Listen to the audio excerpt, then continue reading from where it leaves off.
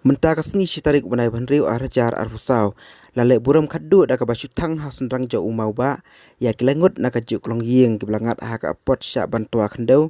Ya ka balajia man ha ka senya arfu khandai tarik ha ka shnong nong priang sora. Ha ka puar kumba arbaji ka kelas step kat ba kidang dai ha ka puar ban lek khaman.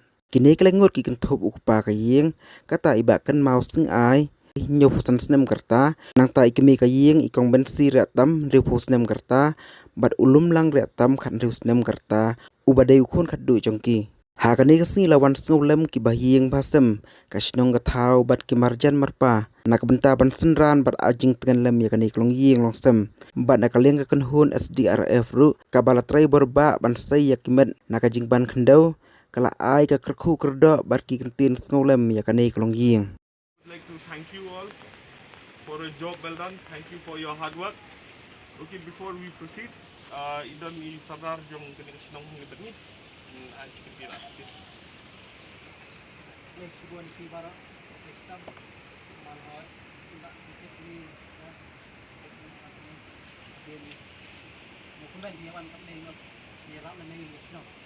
Kalau soldat senang hot, aku beli ti bara. Beraji kau di pihak ti, kamtang. Mali ban play kampan tak simpi kan borok pandai bos tu ban dia rantai sini tak boleh borok rantai Lisbon sarda Lisbon nama tak di ka jingerap di firu habis di sama habis di bekalian ka bang ke di bukan di borok di ba masuk di sini.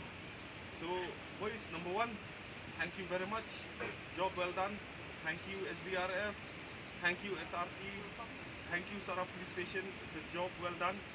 Thank you buat kanjing beli kali Wichaki Samla kirang ba jong ini kesnong kilong kumi jong ini kesnong buat magi atau mistom hadu kata-kata video kani ka jinjang pas musi atau ni kuat.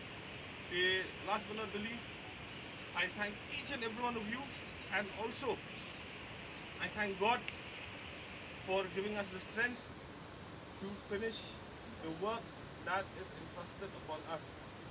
Today, what we have done today, you have proved to everybody, you have proved to the world, and most importantly, you have proved to yourself that some spirit of humanity is still there in each and every one of us.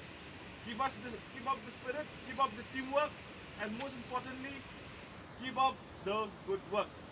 So friends, with all the work that has been done, I am happy to announce, to tell you, to inform you that this particular operation is formally closed. Thank you.